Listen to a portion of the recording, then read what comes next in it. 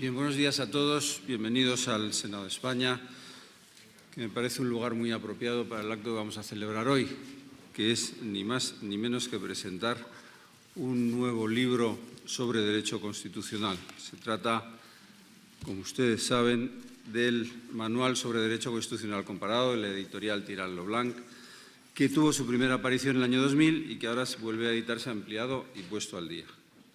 Una obra que estoy seguro que tiene un interés académico importante, que es fruto de la colaboración de expertos constitucionalistas españoles e italianos, cuyos directores son los catedráticos don Diego López Garrido, don Marcos Francisco Masogarrote y don Lucio Pegoraro, quienes hoy están con nosotros aquí. Asimismo, tenemos en este acto, contamos con la presencia del embajador de Italia, don Stefano Sannino, del presidente del Tribunal Constitucional de la República Dominicana, don Milton Rey Guevara, bienvenido, y de la expresidenta del Tribunal Constitucional, doña María Emilia Casas, a quien yo le invito ahora a tomar la palabra.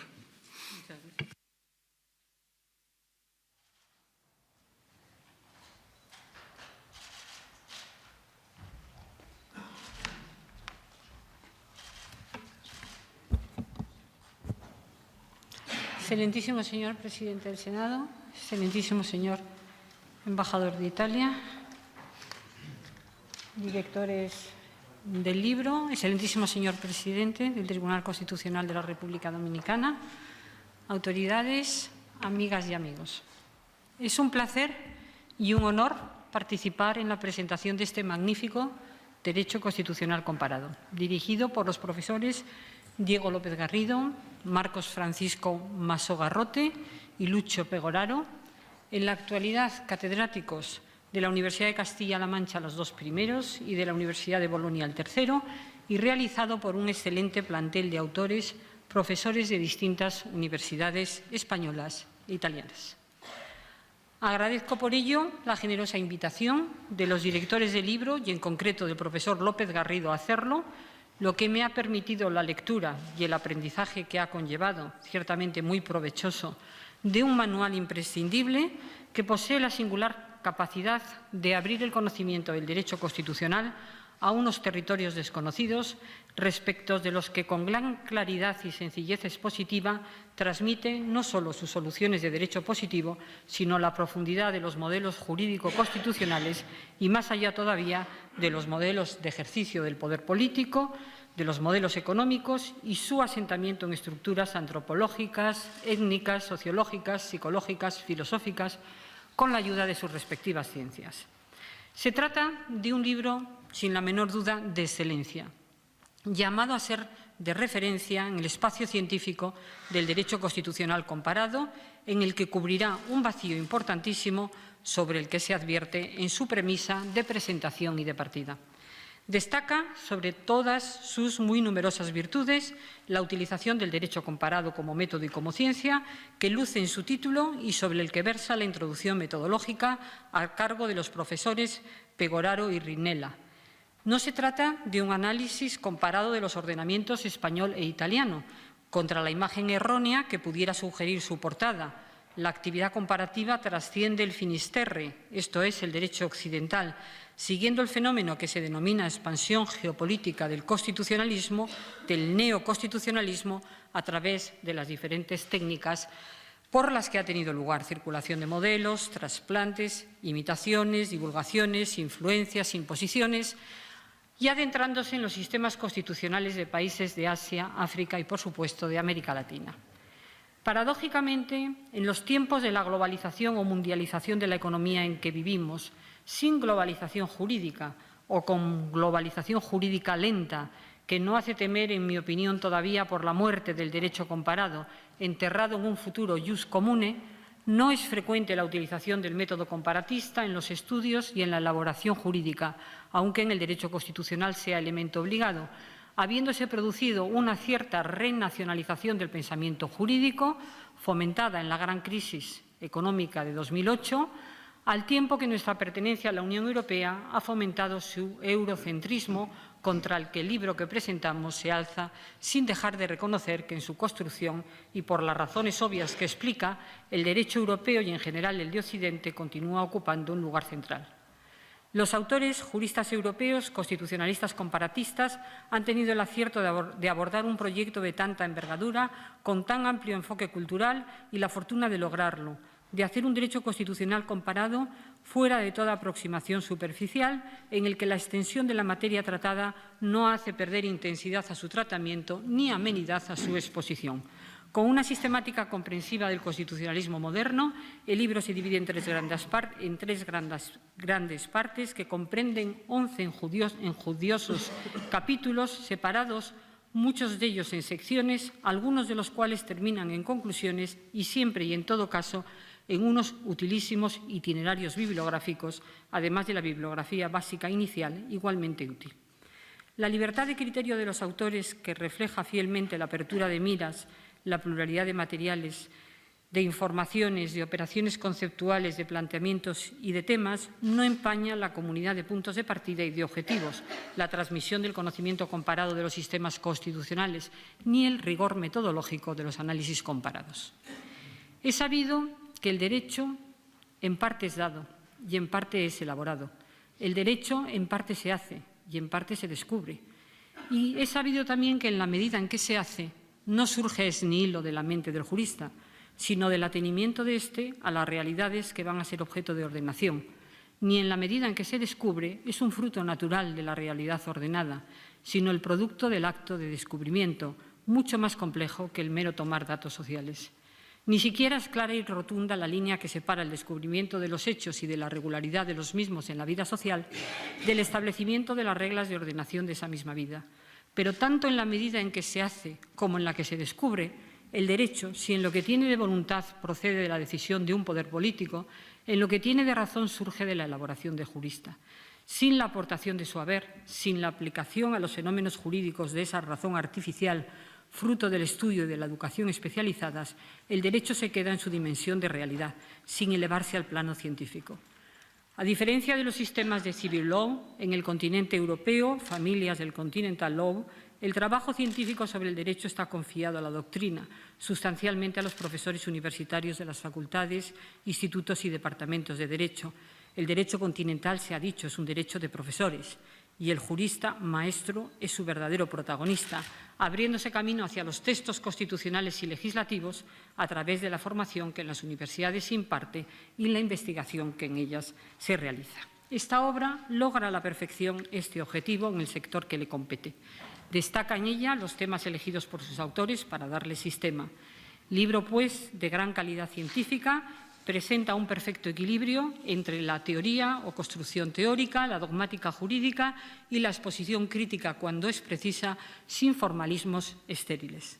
No es rasgo menor su cómoda y al tiempo cuidada edición, felicito a Thylaine Leblanc por ella, que hace muy fácil su manejo.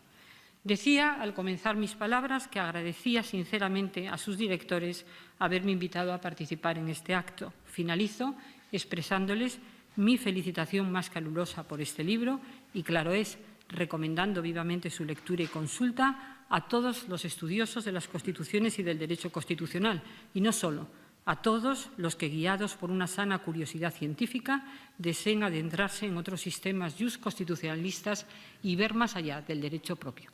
Muchas gracias.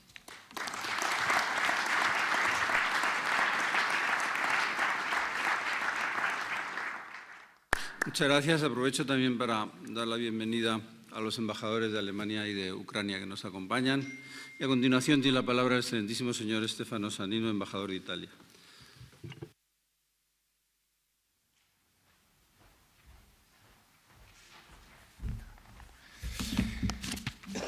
Señor presidente, señora profesora de la Corte Constitucional, profesores, queridos amigos, en realidad no soy un experto de derecho constitucional, así que me imagino que cuando Diego me ha preguntado de presentar su libro tenía también en la cabeza que podía hablar de cosas donde tengo un poco más de conocimiento, eso es más los temas europeos, así me enfocaré más mi presentación en esos temas, que no solamente por recuerdo de lo que he estudiado en la universidad, pero también por lo que he vivido a lo largo de algunos años en Bruselas, trabajando por distintas instituciones de la Unión Europea.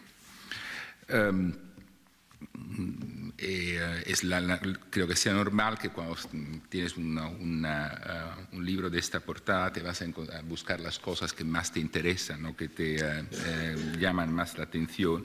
Y una de las cosas que me ha llamado la atención es la forma de gobierno de la Unión Europea, donde se dice hablar de la forma de gobierno de la Unión Europea es explicar un sistema propio de gobernanza que no tiene encaje en todas las formas de gobierno comparadas, analizadas.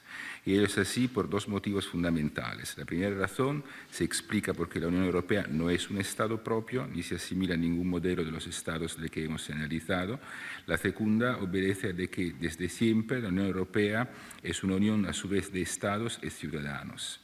Ello hace que su propio sistema de gobernanza articule un sistema institucional propio y complejo que no puede asimilarse a ninguna forma de gobierno en particular. Y la verdad es que yo creo que describe muy bien lo que está pasando, lo que ha pasado en la Unión Europea, porque es un modelo muy específico donde los Estados miembros y los ciudadanos de los Estados miembros progresivamente dan responsabilidad, ceden poderes y competencias a las instituciones que les representan, la Comisión, el Consejo, el Parlamento. Y creo sinceramente que el equilibrio entre estas instituciones ha sido un buen equilibrio con una tensión constante, que es la tensión de la negociación permanente entre los Estados miembros, pero también entre instituciones y Estados miembros.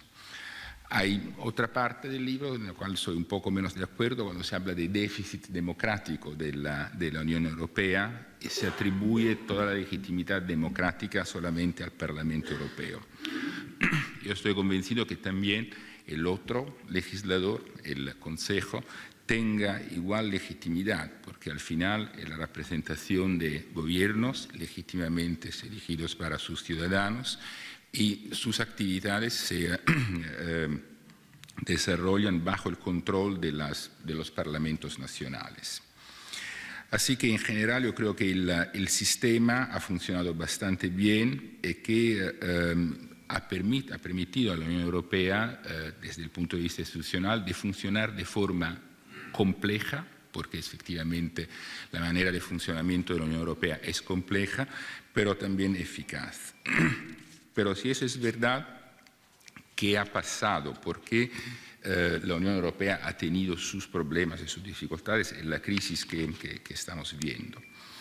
Yo creo que en parte es debido al hecho que la Unión Europea es una comunidad de valores, que son temas sobre los cuales todo el mundo más o menos se encuentra fácilmente, pero es también una comunidad de derecho. Y cuando tienes que los valores transformados en normas, en directivas, en reglamentos, en actos jurídicamente vinculantes para los Estados miembros, eso conlleva un esfuerzo muy fuerte para llegar a un acuerdo que sea un acuerdo que todos se sientan cómodos, con el cual todos se sientan cómodos. Este equilibrio que ha funcionado por mucho tiempo, que estaba pensado por una Unión Europea que trabajaba de forma incremental, bien dando pasos progresivos hacia su desarrollo, ha cambiado mucho cuando se ha enfrentado con unas crisis, más que una policrisis muy fuerte, que ha empezado con la crisis económica y financiera de los años del 2007-2008, con la crisis de seguridad externa, sea del este que al sur de Europa, con una crisis de seguridad interna, con todo el terrorismo, con una crisis migratoria que ha tenido un impacto muy fuerte sobre todos los Estados miembros. Es verdad que la Unión Europea no estaba preparada para gestionar estas crisis porque su manera de trabajar es más lenta, toma un tiempo encontrar un acuerdo entre los 28 Estados miembros, ahora 27, entre las instituciones y esto no le permite de avanzar muy rápidamente. La cosa tendría en principio una solución, en el sentido que se tendrían que dar más poderes a las instituciones porque puedan obrar más rápidamente en nombre de los 27. Pero la verdad es que lo que ha pasado es el contrario. Hemos tenido, por un lado, Estados miembros y opiniones públicas que decían Bruselas, la Unión Europea no es rápida, no responde rápidamente a las necesidades, pero al mismo tiempo, en lugar de dar más poderes, hemos sacado poderes a las instituciones. Hago un ejemplo que es muy simple, pero creo que es bastante llamativo. La política comercial en principio es una política exclusiva de la Unión, donde los poderes son todos a las instituciones, pero con el tiempo todos los acuerdos comerciales se han vuelto en acuerdos mixtos, con competencias mixtas de los Estados miembros y de la Comisión y de la Unión. Esto ha generado lo que ha pasado después con el acuerdo con Canadá, que tenía que ser normalmente ratificado solamente por el Parlamento Europeo, pero se ha decidido que siendo un acuerdo mixto tenía que ser ratificado para todos los parlamentos de todos los Estados miembros.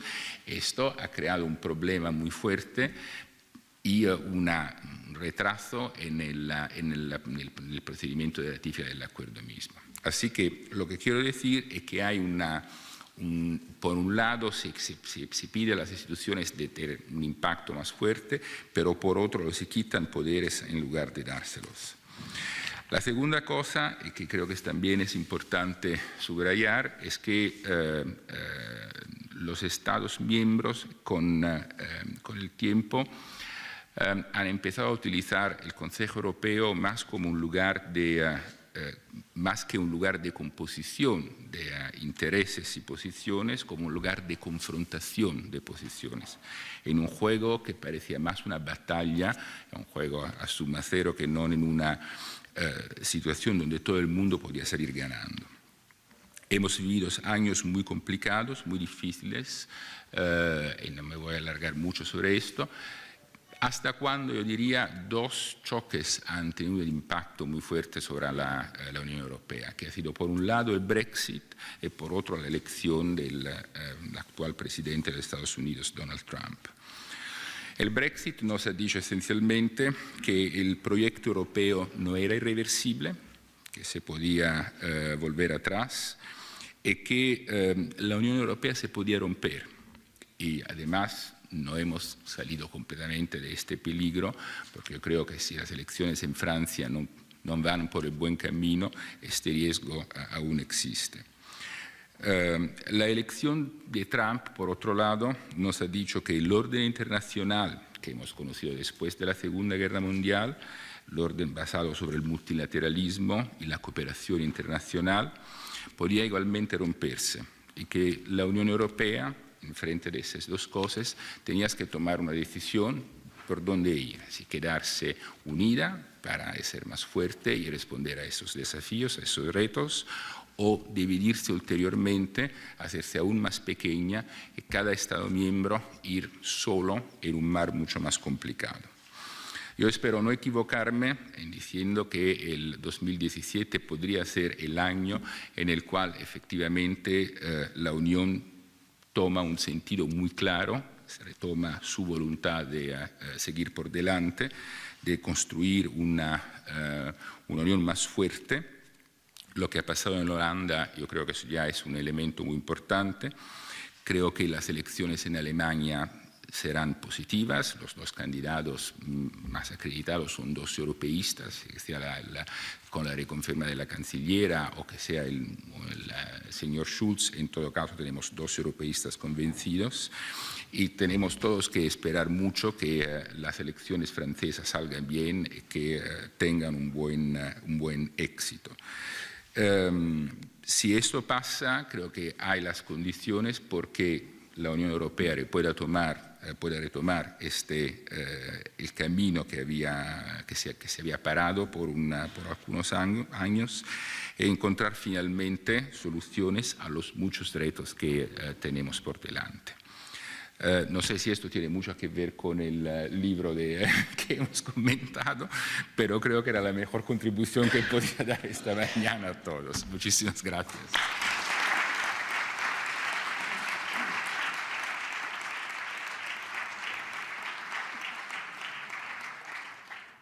Muchas gracias, embajador. Tiene a continuación la palabra don Lucio Pegoraro, director del libro.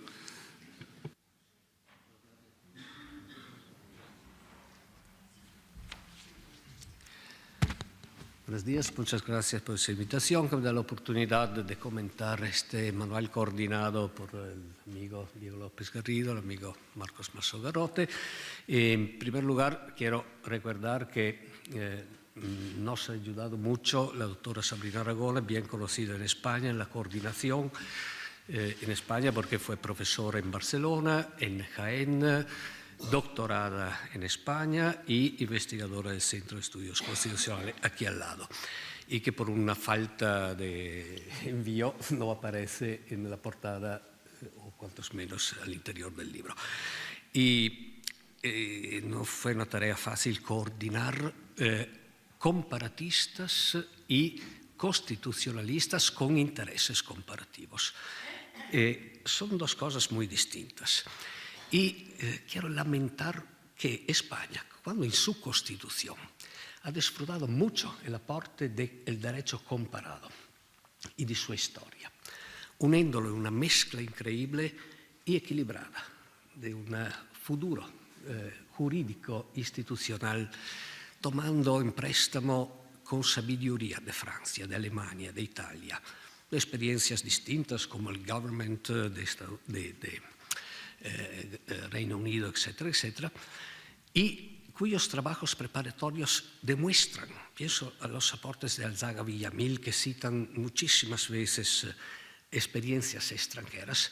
España luego ha abandonado el derecho comparado. En su universidad no se enseña el derecho comparado. Lo que, digo, es distinto de tener sensibilidad comparativa. La mentalidad del comparatista y del constitucionalista son mentalidades distintas. El comparatista no participa de su Grundnorma cuando escribe de derecho comparado. Es decir, intenta amar en el sentido de compatir, como dice mi discípula Silvia Magni, los otros ordenamientos. Claro que esta es una operación distinta que utilizar su propia mentalidad para estudiar los ordenamientos extranjeros. Si yo estudio Islam, debo ponerme en una posición de neutralidad como científico.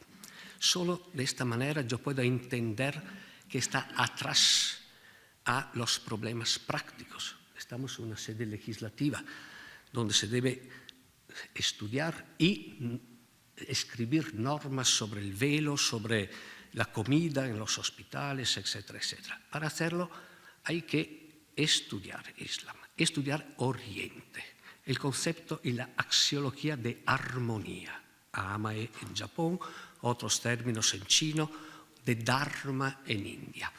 Claro que todos nosotros pertenecemos a la misma axiología valorial. Es decir, somos todos hijos de Montesquieu, de Locke, de nuestros padres que han combatido o en la guerra civil en España o en la guerra de resistencia como mi madre. Pero cuando estudio los otros, debo ponerme en una posición de neutralidad y no ser axiológico. Lo que justamente diferencia el comparatista del constitucionalista, que normalmente, cuando estudia otros ordenamientos, sobre todo los muy lejos de nuestra mentalidad, entiende participar a su axiología. Es decir, trasladar, transferir al estudio de otros ordenamientos su mentalidad. Y los grandes comparatistas franceses, David, Ansel, etcétera, etcétera, angloamericanos, Guthrie, etcétera, alemanes, Zweig y Kurz. Pienso a la última generación de franceses, tres mujeres, Horacia Muirvat, Bénédicte Faure-Casson, Guillaume Tussaud, no es una mujer, por supuesto, o italianos como Sacco, nos enseñan justamente esta cosa. Bien, ¿qué pasa en España? No hay cátedras de derecho comparado. No se enseña las bases y sobre todo la enseñanza básica del derecho comparado, es decir, que lo que diferencia nosotros de otros, nosotros occidentales, es la mentalidad. La mentalidad. No podemos concebir sin estudiar derecho comparado porque el 70% de los orientales no recurren a la justicia oficial, sino a metodologías alternativas de justicia. ¿Por qué? Porque se rompe la armonía. Eso es la gran diferencia entre comparatistas y constitucionalistas. Nosotros intentamos desnudarnos de nuestras axiologías, aunque no sea fácil.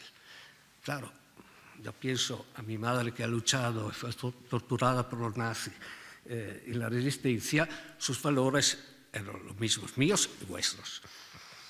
Pero cuando estudio derecho comparado, debo hacer un paso más. Compasión, intentar entender los otros sin una posición de superioridad. Y eso lamento el aire acondicionado del avión de esta mañana. Esto lamento de España, que en su universidad hay sensibilidad para el estudio de derechos extranjeros, pero muy poco por el derecho comparado. Es decir, todas las operaciones de estudio, de penetración en la cultura, en los que llamamos criptótipos, los formantes, otro término técnico, profundos de un sistema jurídico, para ver lo que se puede importar, exportar y sobre todo cómo se pueden unificar culturas distintas, solucionando problemas teóricos, sino también prácticos, cuando se escribe una ley. ¿Cómo se puede escribir una ley sobre el velo islámico o sobre la alimentación sin conocer de verdad, culturalmente, lo que está atrás? Eso, disfruto esta oportunidad para solicitar una profundización por parte sea de la academia, sea del legislador. El plan Bolonia no es tan útil al respecto. Para colocar al lado de las enseñanzas de derecho constitucional y de los derechos internos, también enseñanzas que no son monolíticas, como el derecho internacional, el derecho europeo o el derecho español o italiano o francés. Y una de las profesoras citadas antes, Frédéric Faure-Casson, escribe: no se puede ser al mismo tiempo un buen profesor de derecho francés y de derecho comparado.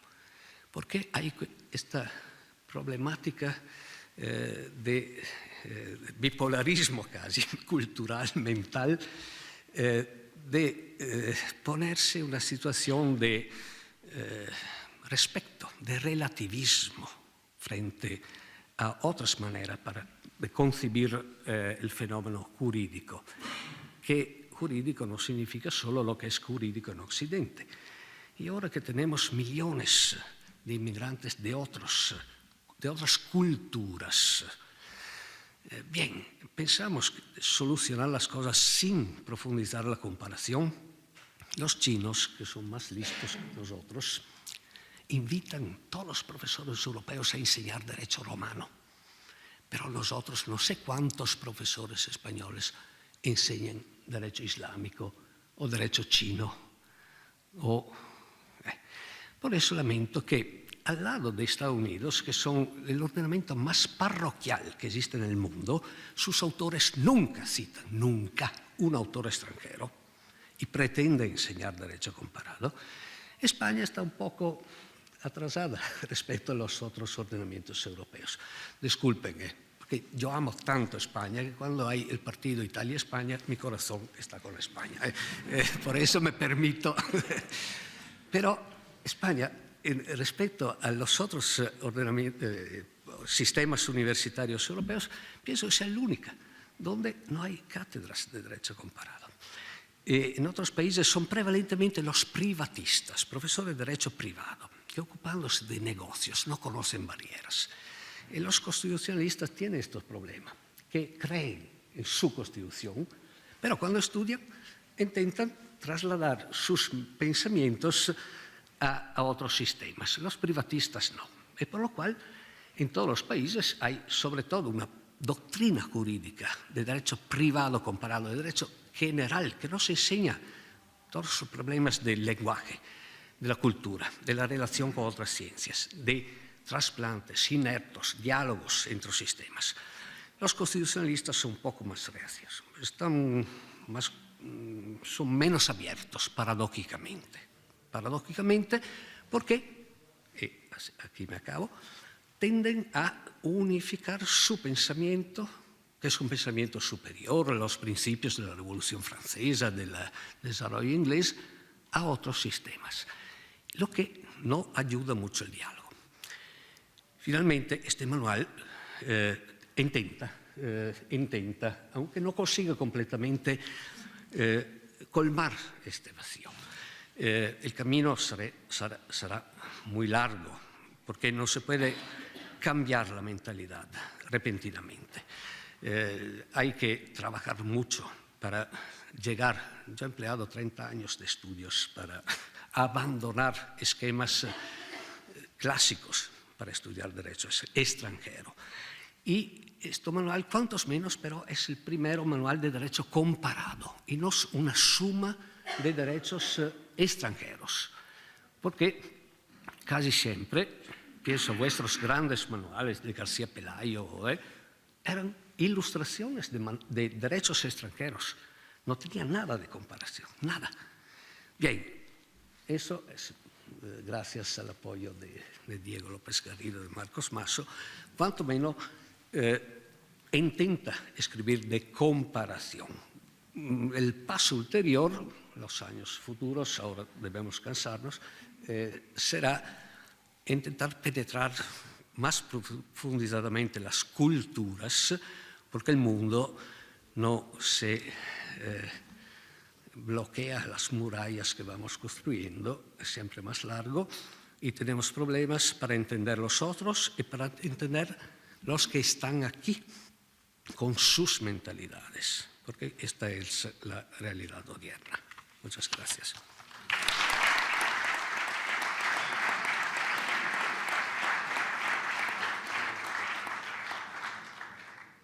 Muchas gracias. Tiene la palabra don Diego López Garrido, director del libro.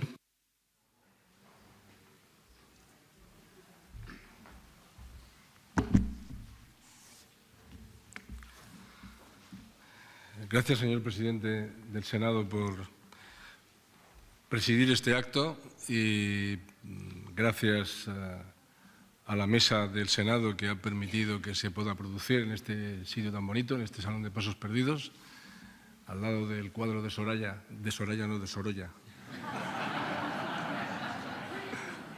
Este acto se recordará por eso, seguramente. Este cuadro de Sorolla, del juramento de la Constitución, de la regente, ante Cánovas del Castillo, que se le ve ahí claramente con sus gafas. Y gracias a todo el personal del Senado que ha colaborado en que sea posible este acto, especialmente el servicio de protocolo, con la dirección de Ana Izpuru, que está por ahí, y de Aránzazu Andújar, que nos ha ayudado muchísimo en este acto y se lo agradecemos. Agradecemos, por supuesto, sobre todo hablo en plural porque esto es una obra colectiva, este proyecto es un proyecto colectivo. Agradecemos a María Emilia Casas y a Stefano Sannino, el embajador de Italia, porque hayan accedido a presentar el libro. La verdad es que es un lujo el tener a estos presentadores. María Emilia Casas y yo hemos colaborado ya en otras ocasiones. Hace algunos años presentamos un libro sobre el famoso ya artículo 135 de la Constitución y la reforma constitucional en el edificio que está aquí pegado, en el Centro de Estudios Constitucionales. Hay un capítulo en ese libro de María Emilia Casas excepcional, que yo recomiendo su lectura. Y a Stefano Sannino hemos acertado en invitarle porque nos ha dado una lección sobre la Unión Europea, mucho más allá de lo que llega a este libro. Stefano Sannino es un gran experto, ha vivido este mundo, el mundo de la Unión Europea, en su profesión diplomática, y siendo este un proyecto hispano-italiano nos parecía que era muy adecuado que estuviera aquí presentando este libro y, por tanto, también mi agradecimiento a Stefano y a María Emilia y a sus magníficas intervenciones. Y, por supuesto, gracias a todos ustedes que están aquí en esta mañana soleada madrileña, en esta sala. Veo que hay senadoras y senadores que han venido, veo que hay amigos y amigas y que hay mucha familia. También, como Lucho ha hablado de su madre, yo también voy a hablar de la mía, que está aquí sentada y que ha sido la primera que ha entrado en esta sala, para no perderse absolutamente nada. Gracias a los embajadores que nos acompañan también y al mundo jurídico que está muy bien representado en esta sala, magistrados del Tribunal Supremo, magistradas del Tribunal Supremo también, fiscales, vocales del Consejo General del Poder Judicial, abogados, profesores y también mis compañeros y compañeras letradas que están aquí, encabezados por su letrado mayor, Manuel Cabero. Les agradezco mucho que hayan venido, merced a la insistencia que yo durante las últimas semanas les he hecho para que vengan a esta presentación, y veo que han respondido muy bien. Y una mención especial, como ha hecho el presidente, a Milton Ray, que es el presidente del Tribunal Constitucional de la República Dominicana y que ha venido a este acto.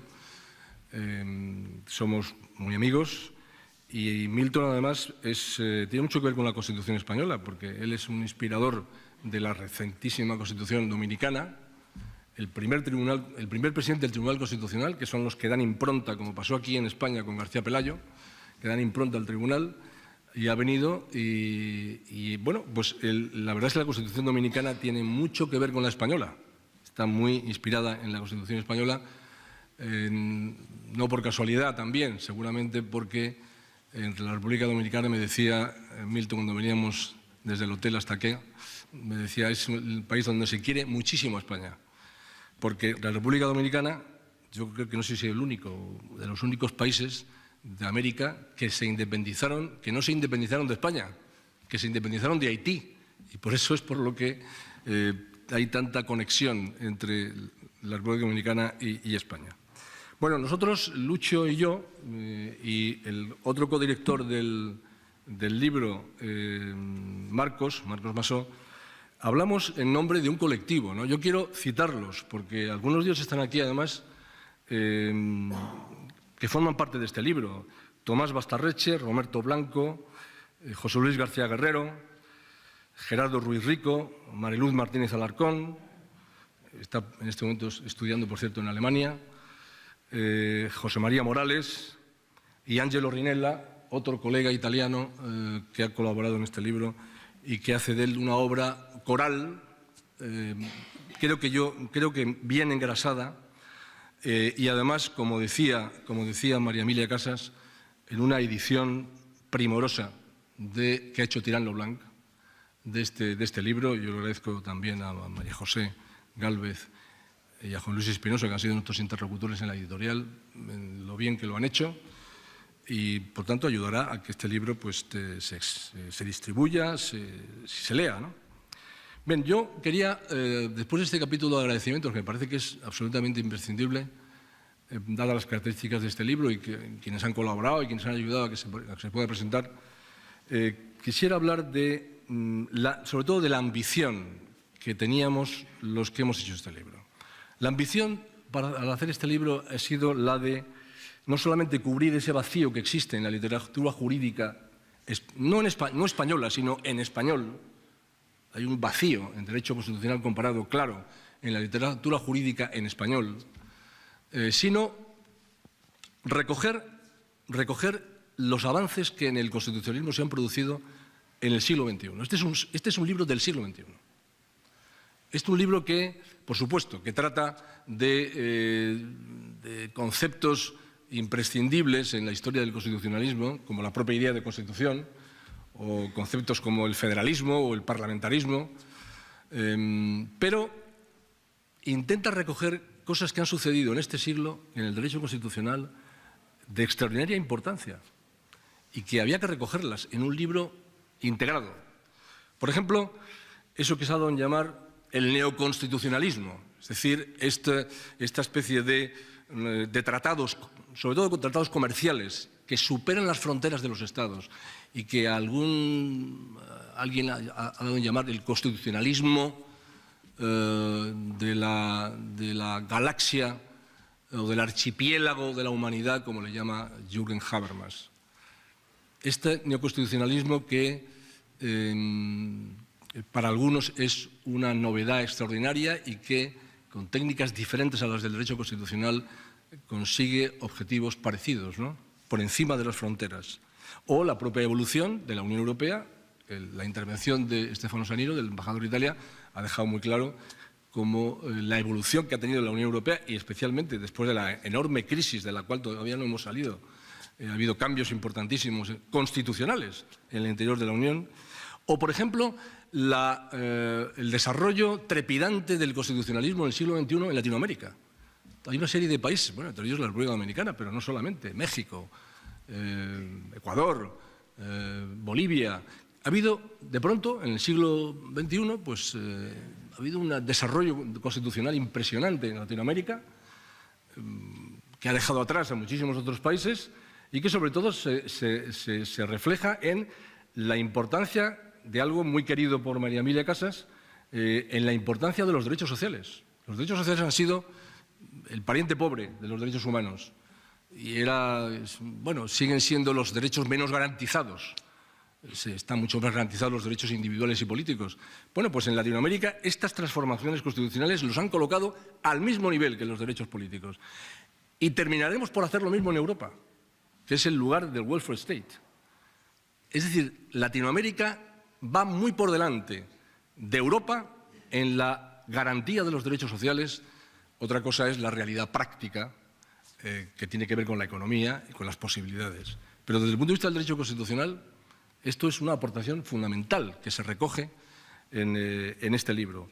O la importancia de la jurisprudencia del Tribunal Europeo de Derechos Humanos de Estrasburgo, sus tribunales supranacionales, en los que se están inspirando otros tribunales.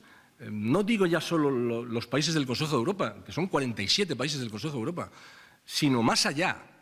Por ejemplo, Israel, el Tribunal Supremo de Israel, se inspiró y se basó en una sentencia del Tribunal de Estrasburgo para condenar al Estado de Israel por la forma que hacían los interrogatorios a los prisioneros, violando la prohibición que aparece en el Convenio Europeo de los Derechos Humanos de tratos inhumanos y degradantes.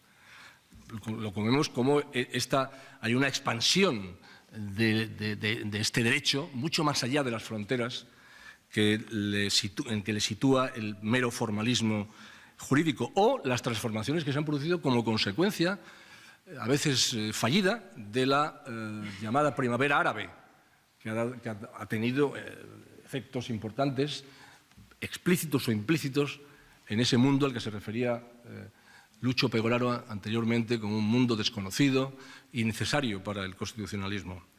Y todo ello como un tributo a nuestros colegas italianos, hay que decirlo, inscrito en una metodología, en una estructura metodológica rigurosa, en la que Italia es imbatible.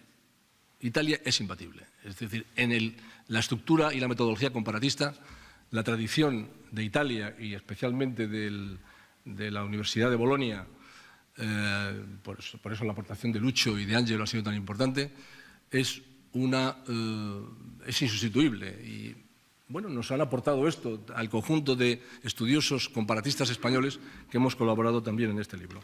Nosotros hemos descubierto que hay un comparatismo espontáneo, se quiera o no se quiera, en los legisladores, en esta casa, que es una casa del legislador, o en los jueces, los tribunales. Hay un comparatismo espontáneo, hay una contaminación, en el sentido más positivo de la palabra, entre tribunales. Se ha dicho por alguien, hay un diálogo entre tribunales que hace que podemos asistir a una cierta conspiración contra la conocida pirámide de Kelsen, nacional, Bueno, la pirámide de Kelsen está claramente en cuestión cuando hay toda esa interpenetración de ordenamientos jurídicos por encima de las fronteras de los Estados, como se pone de manifiesto en una obra como esta y una filosofía que ha inspirado esta obra de eso que he llamado el comparatismo espontáneo. Comparatismo espontáneo que no solamente es imparable, sino que probablemente es irreversible o en parte irreversible. Vamos a tener una ocasión muy buena, lo ha citado antes Stefano Sannino, para comprobarlo, con el Brexit, con el fenómeno del Brexit, con el proceso de desconexión, de desgajamiento del Reino Unido respecto de la Unión Europea. Lo vamos a ver. Porque esa tarea que quiere afrontar el Reino Unido de quitar todas las incrustaciones de derecho europeo y las influencias de los países miembros de la Unión del derecho británico es una tarea prácticamente imposible.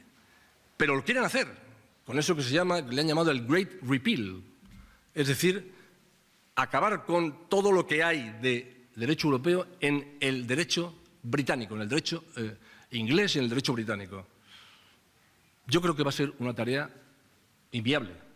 Creo que es inviable, porque está absolutamente metido ya en Europa, está interpenetrado, está contaminado, decía antes, los ordenamientos jurídicos nacionales de otros y va a ser prácticamente imposible que haya una especie de separación. En España se ha hablado, en el ámbito político catalán sobre todo, se habla de desconexión, se ha hablado de la desconexión con España. Bueno, la desconexión jurídica es mucho más difícil que la política, porque los ordenamientos jurídicos tienen tal fuerza, están tan dentro unos de otros, que es más difícil, va a ser mucho más difícil cualquier tipo de desconexión jurídica británica respecto de la Unión Europea que la propia desconexión política. Sobre todo cuando la conexión, la interpenetración, eso que los comparatistas estudian en profundidad y no simplemente se dedican a expresar, a poner encima de la mesa una serie de ordenamientos, como decía Lucho, sino a ver la filosofía de fondo que hay en ese proceso invisible de compenetración de ordenamientos jurídicos. La forma en la que se ha hecho en la Unión Europea, o la forma en que se ha hecho en la Unión Europea ha sido una forma pacífica, una forma no imperialista, no violenta. Cuando eso ha sido así, a lo largo de los años y de forma natural, es dificilísimo la desconexión. Otra cosa es lo que pasó en los países del Este. En los países del Este hubo una imposición de un ordenamiento jurídico. Por eso ha sido mucho más fácil cuando se rompe el telón de acero que esos países entren en otra órbita y hayan entrado muchos de ellos en la Unión Europea sin problemas, porque fue una especie de imposición superficial la que se hizo. Pero cuando los ordenamientos jurídicos se interpenetran, como se hace todos los días y a gran velocidad ya en el siglo XXI, es prácticamente imposible la desconexión. Veremos lo que pasa con el Brexit, pero seguramente pues la próxima edición de este Derecho Constitucional Comparado, Lucho, le veo temblando, va a tener que tener en cuenta este fenómeno Brexit, porque es algo que va a fascinar a los comparatistas y a los constitucionalistas, sin duda.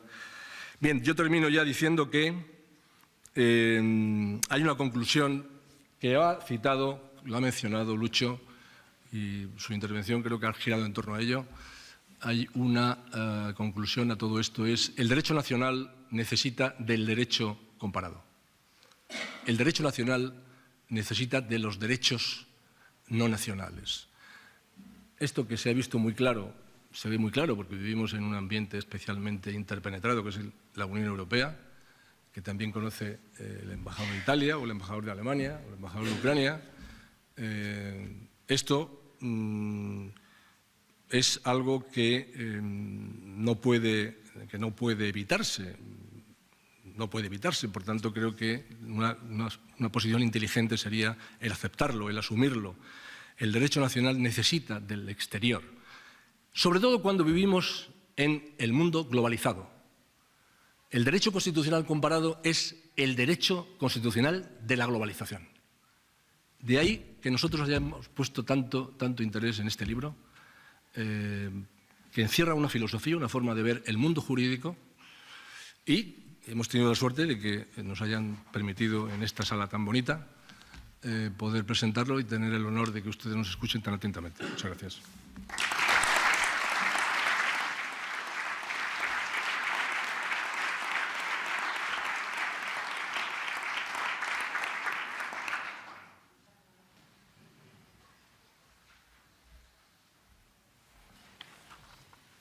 Bien, muchas gracias, Diego. Muchas gracias a todos los que han intervenido por sus palabras.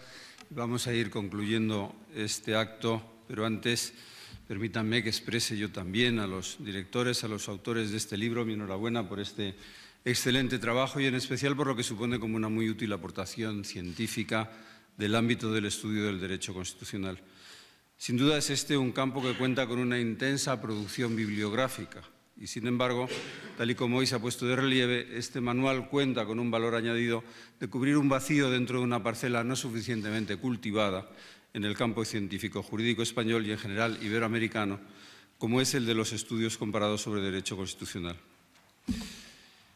Querido embajador, en estos tiempos del Brexit tan mentado, es verdad que viene muy al caso recordar esa conocida paradoja formulada por Kipling en forma de pregunta a sus compatriotas. ¿Qué pueden saber de Inglaterra los que solo conocen Inglaterra? En efecto, difícilmente podremos conocer a nosotros mismos si solo nos fijamos en lo que es exclusivamente nuestro. Peor aún, olvidarnos de nuestros semejantes, aunque distintos, y centrarnos solo en los rasgos de nuestra particular identidad, normalmente nos conduce a conclusiones desenfocadas, como por ejemplo, la sobrevaloración de lo propio. Y me temo que este error intelectual está extendido hoy mucho más de lo que sería deseable.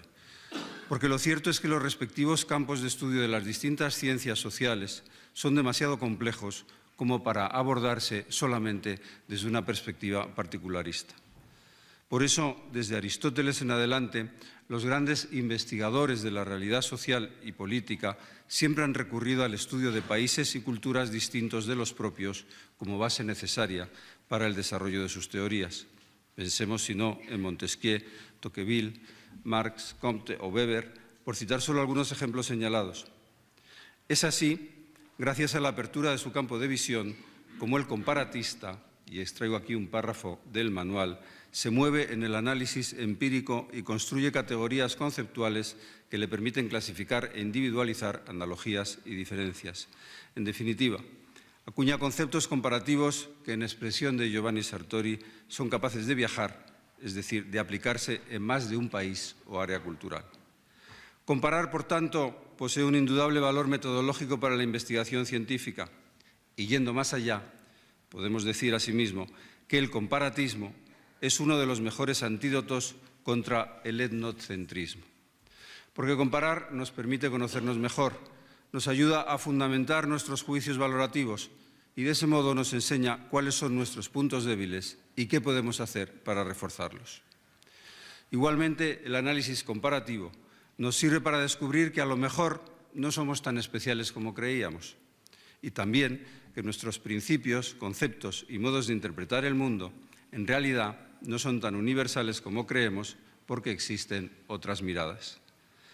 Huelga decir que estas consideraciones resultan especialmente útiles cuando se trata de una disciplina como el derecho constitucional, cuyo objeto de estudio son las formas de organización política de los Estados. De ahí, como ha sido subrayado por todos los participantes en este acto, el valor científico de este estudio sobre derecho constitucional comparado. Una obra desde ahora a disposición no solamente de los estudiantes universitarios, sino de todas aquellas personas interesadas en una perspectiva global de los ordenamientos y sistemas políticos. Por tanto, a los directores, autores y en general todas aquellas personas que han contribuido a hacer posible esta publicación, les reitero mi enhorabuena por esta oportuna iniciativa. Y, por supuesto, les deseo que su obra goce de la máxima difusión posible y de un gran éxito. Muchas gracias.